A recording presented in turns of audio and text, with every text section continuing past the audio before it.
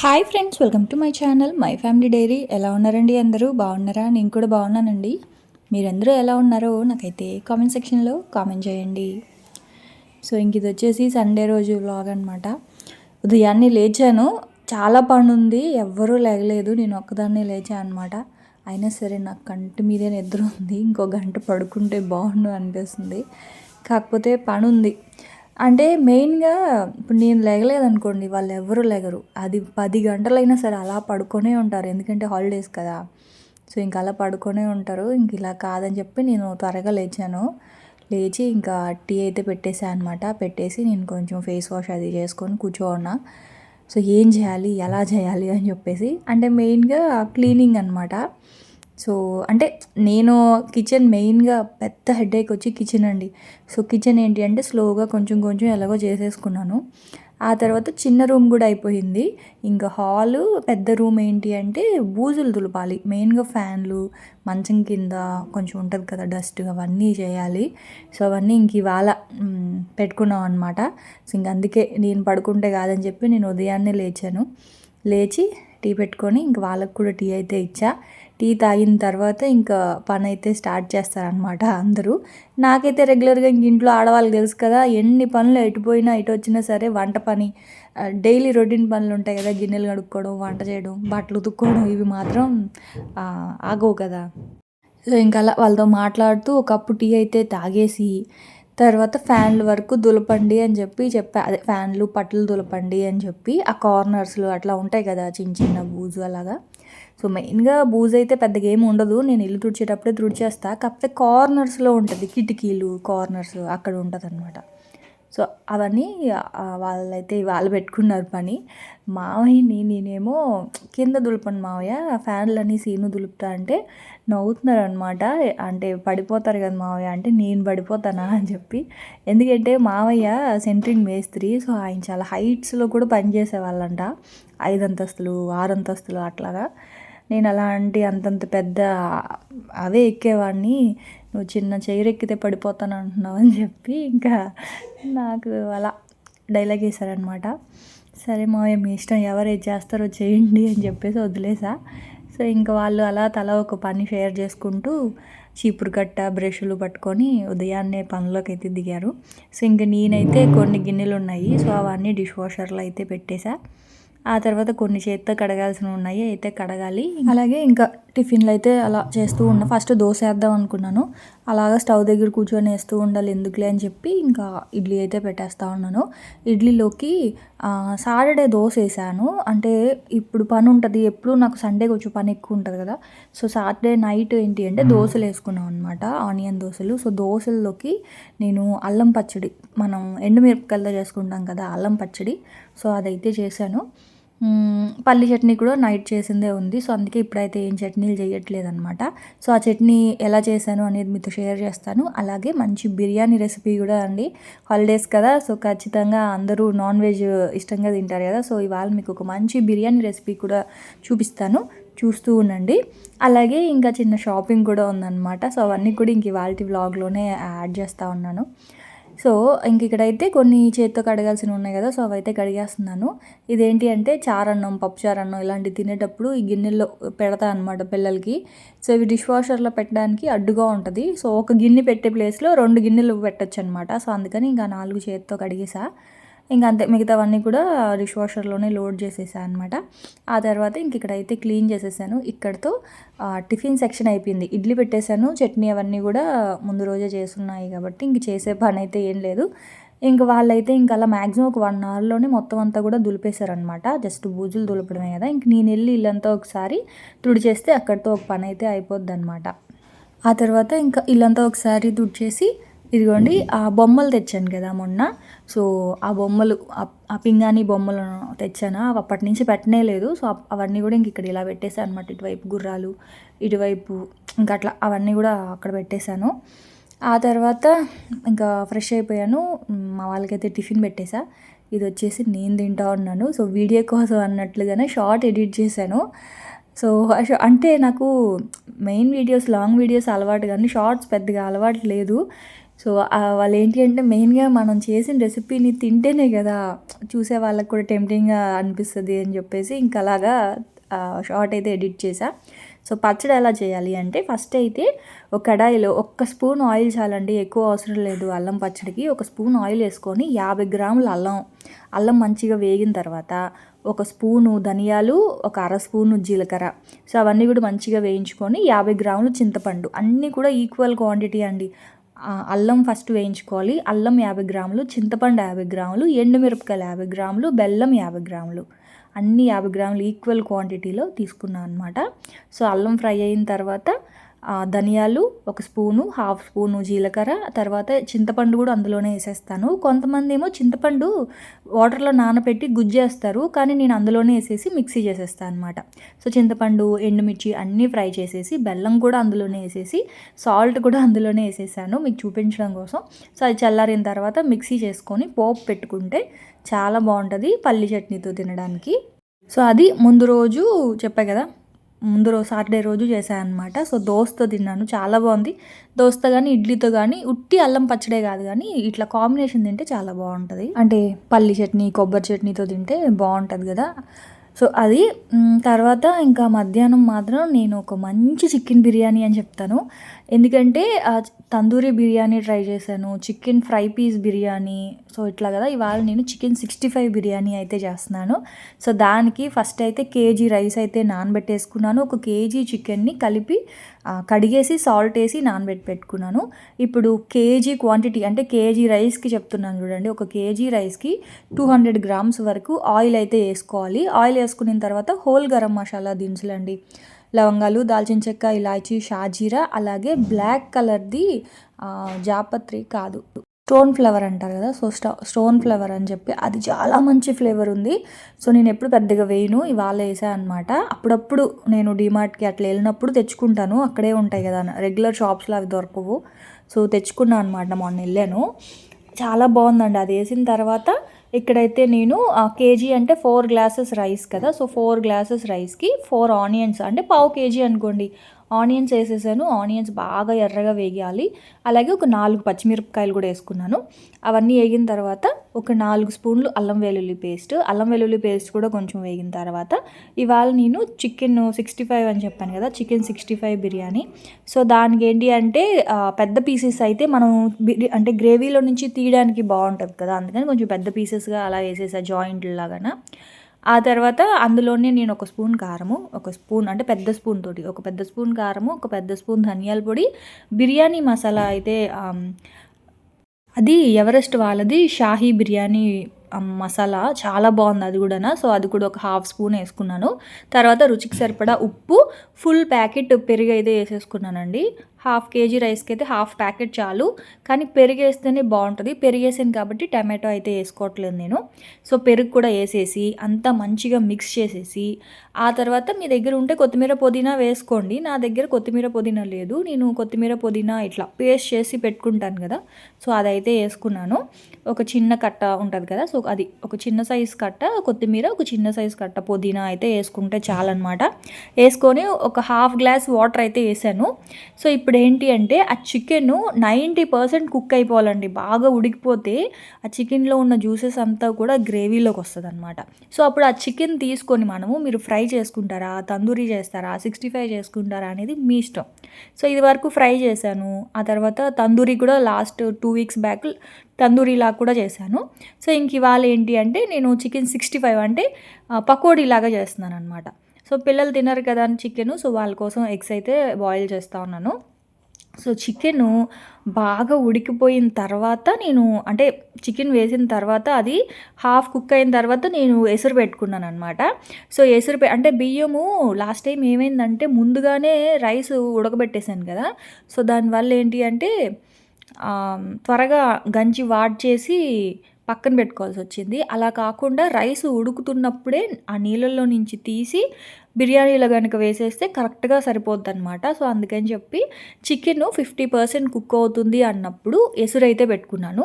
ఇంకొక మిగతా 30-40% ఉడికే లోపల ఇక్కడ మనకి నీళ్ళు మరిగిపోయి రైస్ కూడా ఉడికిపోద్ది కదా, అందుకని చెప్పి. సో, ఇంక ఇక్కడేంటి అంటే ఆ చికెన్ పకోడీలోకి నేను మసాలా అయితే కలుపుకుంటా ఉన్నానండి. సో, ఇదొచ్చేసి బియ్యపు పిండి. అందులో ఇంకేం వేయలేదు. ఓన్లీ బియ్యపు పిండి మాత్రమే. ఇంకా కార్న్‌ఫ్లోర్, మైదా ఇట్లా ఏమి వేసుకోలేదు. బియ్యపు పిండిలో ఒక హాఫ్ స్పూను అల్లం వెల్లుల్లి పేస్ట్, ఇంకా ఉప్పు, కారం, ధనియాల పొడి, గరం మసాలా ఇవన్నీ ఏసేసుకొని, కావాలి అంటే కొంచెం ఫుడ్ కలర్ కూడా ఏసుకోండి. కానీ నేనైతే ఏం ఫుడ్ కలర్ అయితే ఏం వేయలేదు. అంతే. కొంచెం అల్లం వెల్లుల్లి పేస్ట్ అన్నీ ఏసేసి మంచిగా మసాలా కలిపి పెట్టేసి, ఆ చికెన్ ఉడుకుతుంది కదా బిర్యానీలో. సో, అది ఉడికిపోయిన తర్వాత దాన్ని తీసి ఇందులో కలిపేసి ఆయిల్‌లో డీప్ ఫ్రై చేసుకోవడమే అనమాట. నిజానికి చెప్పాలంటే చాలా చాలా చాలా బావుంది. ఎందుకంటే ఇప్పుడు నేను ఆ బిర్యానీలో ఏసిన పీస్ ఏంటంటే చాలా పెద్ద పీస్ కదా! సో, అంత పెద్ద జాయింట్ మామూలుగా ఆయిల్‌లో త్వరగా కుక్ అవ్వదు. కానీ ఇక్కడ ఆల్రెడీ మనం కుక్ చేసేసాము. దానికి ఆల్రెడీ ఉప్పు, కారాలు పట్టే ఉంటాయి. మళ్ళీ దాని మీద ఇలా క్రిస్పీగా బియ్యపు పిండితోటి కోట్ చేసి ఆయిల్‌లో డీప్ ఫ్రై చేయడం వల్ల ఏంటి అంటే త్వరగా అలా ఉడికిపోయింది. ప్లస్ క్రిస్పీగా చికెను చాలా బావుంది. నేనెందుకు ఎప్పుడు ఇలా చేస్తానంటే, నాకు బిర్యానీలో పీసెస్ అనేవి చప్పగా ఉంటాయి గదా! బిర్యానీ ఇష్టం గానీ పీసెస్ పెద్దగా తినను. సో, ఇలా చేశామనుకోండి, మనకిప్పుడు బిర్యానీతో పీస్ తినాలి అనిపిస్తే తినొచ్చు. లేదు అనుకుంటే ఆ పీసు మళ్ళీ నైట్‌కి రసం పెట్టుకొని రసంతో కూడా తినొచ్చు. సో, మన ఇష్టం గదా! అదే బిర్యానీలో పీస్ అనుకోండి రసంతో తినడానికి బాగోదు. సో, ఇలా చేస్తాననమాట. నాకు ఇలాగే ఇష్టము. సో, ఇప్పుడు ఆ చికెన్‌ని నేను పకోడీలాగా చేసుకుంటా. అంటే ఒక్కొక్కసారి ఒక్కోటి. ఒక్కొక్కసారి వేపుడు, ఒక్కొక్కసారి తందూరి, ఒక్కొక్కసారి 65. సో, ఇంక ఇక్కడైతే నీళ్ళు బాగా మరిగిపోయి అందులో సాల్టు, ఆయిలు యేసుకొని ఇంకా వేరే స్పైసెస్ అయితే ఏం వేయను. ఓన్లీ సాల్టు, రైస్‌కి సరిపడా సాల్టు, ఆయిల్ అయితే యేసుకొని ఇంకిలా కుక్ చేసుకున్నాను. ఇంకిక్కడ చూడండి చికెన్ అయితే ఆల్మోస్ట్ 90% కుక్ అయిపోయింది. ఇంక తినేయొచ్చు డైరెక్ట్‌గా ఆ చికెన్‌ని. అయితే ఇప్పుడు తీసేస్తున్నాననమాట. ఇప్పుడు ఆ చికెన్‌ని తీసేసి ప్లేట్‌లో కొంచెం సేపు చల్లారబెట్టేసుకొని ఫ్రై చేసేసుకోవడమే. తందూరితో కంపేర్ చేస్తే అంటే తందూరి బేక్ అవ్వడానికి మనకి ఎర్రగా అలా అంటే డ్రైగా రావడానికి కనీసం 40-15 మినిట్స్ 50 మినిట్స్ టైం తీసుకుంది ఓటీజీలో పెట్టినప్పుడు. అదే ఇదనుకోండి అంటే ఇట్లా ఆయిల్‌లో డీప్ ఫ్రై చేస్తే 10 మినిట్స్‌లోనే వేగిపోయిందనమాట. ఒక్కొక్కటి వేగడానికి 10 మినిట్స్ అయితే టైం పట్టింది. త్వరగానే వేగిపోయాయి. సో, నాకెందుకో ఇదే బాగా నచ్చిందనమాట. కరకరలాడుతూ పకోడీలాగా చాలా బావుంది. సో, ఆ పీసెస్ అన్నీ ప్లేట్‌లో పెట్టేసుకున్నాను. ఆ తర్వాత రైస్ 70% కుక్ అయిందండి. సో, అందులో గ్రేవీ ఉంది గదా! సో, ఆ గ్రేవీలో కొంచెం వాటర్ ఉంటది కదా! సో, ఆ వాటర్‌కి సరిపడా 70% కుక్ చేసుకొని మిక్స్ చేసేసాము అంటే మిగతా 100% ఇలా దమ్‌లో ఉడికిపోద్దనమాట. ఏం లేదండి మనకి గ్రేవీ ఎంతుందో చూసుకోవాలి. దాన్ని బట్టి రైస్ అనేది కుక్ చేసుకోవాలి. గ్రేవీ ఎక్కువ లేదు, మనకి కొంచెం గ్రేవీయే ఉంది అనుకుంటే 70% రైస్‌ని కుక్ చేసుకోండి. ఒక్కొక్కసారి మనం వాటర్ ఎక్కువ వేసేసామనుకోండి, ఇప్పుడు గ్రేవీలో వాటర్ ఎక్కువ ఉంటది కదా! అప్పుడు మీరు 50% కుక్ చేసుకోవాలి. సో, మన గ్రేవీని బట్టి రైస్ కుక్ చేసుకోవాలనమాట. గ్రేవీ తక్కువగా ఉంది, ఎక్కువ వాటర్ లేవు అనుకున్నప్పుడు 70%, 80% కుక్ చేసుకొని ఆ రైస్‌ని కలిపేసి దమ్ పెట్టేసేయడమే. సో, ఇక్కడ నాకు 10-15 మినిట్స్ టైం పడతది. ఆ రైస్ దమ్ పెట్టాను కదా! సో, సిమ్‌లో పెట్టేస్తాననమాట. ఈ లోపల ఇంకో కడాయిలో ఆయిల్ వేసుకొని ఇదిగోండి మసాలా పూసి పెట్టుకున్న ఈ చికెన్ ఉంది కదా! సో, అదైతే ఏసేసుకోవడమే. దాన్ని మనం సిమ్‌లోనే పెట్టి స్లోగా కుక్ చేయాల్సిన అవసరం లేదండి. నూనె మాత్రం వేడిగా ఉండాలి. తర్వాత కొంచెం మంట తగ్గించుకొని ఫ్రై చేసుకోవాలనమాట. ఎందుకంటే అది ఆల్రెడీ కుక్ అయిపోయిన చికెనే కాబట్టి ఎక్కువ టైం అయితే పట్టదు. సో, ఇంటికి ఎవరైనా వచ్చినప్పుడు లేకపోతే ఏదైనా స్పెషల్ అకేషన్స్ ఉన్నప్పుడు ఇలా చేసి పెట్టండి. నిజంగా చాలా ఇష్టంగా తింటారు. సో, చికెన్ పీస్ కూడా నాకైతే చాలా బాగా నచ్చిందండి. నిజంగా చాలా సాఫ్ట్‌గా, జ్యూసీగా, క్రిస్పీగా ఉందనమాట. పైనంతా ఆ బియ్యపు పిండి కోటింగ్ తోటి చాలా క్రిస్పీగా ఉంది. ఇంకిక్కడేమో బిర్యానీ గూడా అయిపోయింది. మా వాళ్ళైతే వెనకాల ఫుల్ ఆకలితో ఉన్నారు. బిర్యానీ అంటే చాలు ఎందుకో ఎక్కడ లేని ఆనందం. సో, ఇదిగోండి మంచిగా అదంతా కూడా రైస్ ఒకసారి ఇలా కలిపేసుకున్నాననమాట. సో, అంటే కింద గ్రేవీ ఉంటది కదా! సో, ఆ గ్రేవీ రైస్ అంతా మంచిగా ఇలా మిక్స్ చేసేస్తే ఇంత మంచి కలర్ వస్తది. సో, షార్ట్ కోసం అని చెప్పేసి ఇంకిలా తీసాను. సో, ఇదిగోండి ఇదంతా ప్లెయిన్ రైస్. పీసెస్ అన్నీ కూడా సెపరేట్‌గా ఉన్నాయన్నమాట. సో, మనకెవరికైనా సరే సర్వ్ చేయాలి అన్నప్పుడు కూడా ఇలా పీసెస్ సెపరేట్‌గా ఉండడం వల్ల ఏంటి అంటే సర్వ్ చేసేటప్పుడు కూడా మనకి ఈజీగా ఉంటుంది పెట్టేటప్పుడు. ప్లస్ ఎవరికి ఎంత పెడుతున్నాం అనేది కూడా తెలుస్తుంది కదా. సో మెయిన్గా ఏంటి అంటే వడ్డించేటప్పుడు ఒకళ్ళకి ఎక్కువ ఒకళ్ళకి తక్కువ ఇట్లా వెళ్ళిపోతూ ఉంటాయి. అదే పీసెస్ ఇలా ఫ్రై చేశారనుకోండి ఈవెన్గా అందరికీ సమానంగా వడ్డియచ్చు. సో నాకు ఎందుకో ఇలాగే నచ్చింది బిర్యానీ. సో ఆ తర్వాత మా వాళ్ళు సీతమ్మ వాకిట్లో సిరిమల్ల చెట్టు మూవీ వేశారు మా ఆయన. ఆ మూవీ చూస్తూ తినేసాం అనమాట ఆ బిర్యానీని. ఆ తర్వాత తినేసి మధ్యాహ్నం మంచిగా పడుకున్నానండి. పడుకొని ఈవినింగ్ లేచాక షాపింగ్కి వెళ్తున్నాను. షాపింగ్ అంటే పెద్ద షాపింగ్ ఏం కాదు. యాక్చువల్గా బట్టలన్నీ కూడా నేను ఆన్లైన్లో పెట్టేశాను. కాకపోతే ఏంటి అంటే సంక్రాంతికి అత్తయ్య దగ్గర పెడతాం కదా. సో చీర ఒకటి, అలాగే పెద్దవాళ్ళకి పెట్టడానికి, ఇంకా మామయ్యకి కూడా నేను నిజానికి షర్ట్స్ అవన్నీ కూడా ఆన్లైన్లో పెట్టేశాను అనమాట. ఏజియోలోనే పెట్టాను. మంచి ఆఫర్లో వచ్చాయి. కాకపోతే ప్యాంట్లు మాత్రం మామయ్య వేసుకునే ఆ టైపు అందులో లేవు. నాకు అర్థం కాలేదు ఏం పెట్టాలో. సరే అయితే అని చెప్పేసి ఇంకా ఆ ప్యాంట్సు, లుంగీలు, టవలు అవి పెడతాం కదా. సో అవి ఒక 2 ప్యాంట్లు, ఒక 2 లుంగీలు, ఒక టవల్ అనమాట. సో అవి తీసుకోవడానికి వచ్చాము. సో మా వారైతే పైన చూస్తూ ఉన్నారు. నేనైతే కింద చూస్తున్నాను అనమాట శారీ సెక్షన్. అసలు నిజంగా ఆయన తీసుకుంది ఒక శారీయే, కానీ ఎంత టైం పట్టిందంటే అసలు అంటే ఈ మధ్య యూట్యూబ్లో, ఇన్స్టాగ్రామ్లో చాలా ఫేమస్ అయిపోతున్నాయి కదా బట్టలు అవన్నీ. ఎందుకా అనుకున్నానండి. అసలు నిజంగా అసలు షోరూంలో రేట్లు చాలా ఎక్కువ ఉన్నాయి, క్వాలిటీ బాగాలేదు. దానికి తోడు అసలు మనకి కావాల్సిన శారీస్ అయితే అసలు అన్నీ డూప్లికేటే ఉన్నాయి, కానీ మంచి శారీస్ అయితే మాత్రం లేవు. అన్నీ రెప్లికాసే ఉన్నాయన్నమాట. ఏంటో నాకు అసలు మరి పండగ అని చెప్పి ముందే కొనేసారో అందరూ మరి ఏమో నాకు తెలియదు, కానీ పెద్ద స్టాక్ అయితే లేవు. కానీ శారీ ప్రైజెస్ మాత్రం చాలా ఎక్కువ ఉన్నాయి. సరే అని చెప్పి నేను కాటన్లోనే చూస్తున్నాను. సిల్క్ అయితే నేను పెద్దగా వేసుకోను, కాటన్ నేను వేసుకుంటాను. సో మెత్తగా ఉంటాయి కదా అని చెప్పి డ్రెస్సెస్ కూడా నేను ఎక్కువగా కాటనే తీసుకుంటాను. నా బాడీకి ఎక్కువగా అన్ని ఫ్యాబ్రిక్స్ సెట్ అవ్వండి, కాటన్ తప్ప. సో అది అయితే పట్టు మనకి కుప్పటం పట్టు లేకపోతే ఉప్పాడ పట్టు ఇట్లాంటివి వస్తాయి కదా సాఫ్ట్గానా. సో అవి లేదు అనుకుంటే కాటన్స్ అనమాట. అండ్ హ్యాండ్లూమ్స్ మెయిన్గా హ్యాండ్లూమ్స్ అయితే ఇష్టము. సో అవే చూస్తూ ఉన్నాను అనమాట. అంటే పెద్ద బడ్జెట్ ఏం కాదు, 1000 రూపీస్ అనుకున్నాను. ఎందుకంటే లాస్ట్ టైం కూడా ఒక శారీ తీసుకున్నా, కాకపోతే దాంట్లో బ్లాక్ ఎక్కువ వచ్చేసింది. సో అందుకని చెప్పి ఎందుకులే అని అదైతే స్టిచ్చింగ్కి ఇచ్చేసాను అనమాట. సో ఇంకో శారీ అయితే చూస్తున్నాను. ఇదైతే బాగుంది. అది యాక్చువల్గా వైట్ కాదండి, అది లైట్ పింక్ కలరు. దాని మీద కలంకారీ డిజైన్ వచ్చి బ్రౌన్ కలర్ అనమాట. పింక్ కలర్ మీద బ్రౌన్ కలరు. సో ఇది బాగుంది. అది 850 1000 రూపీసో నాకు అంత ఐడియా లేదు.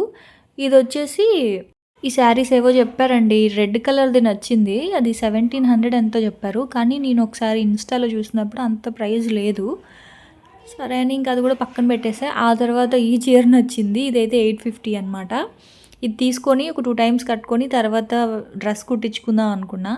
మళ్ళీ అది పక్కన పెట్టా. ఆ తర్వాత మళ్ళీ ఈ రెండిట్లో చూశాను.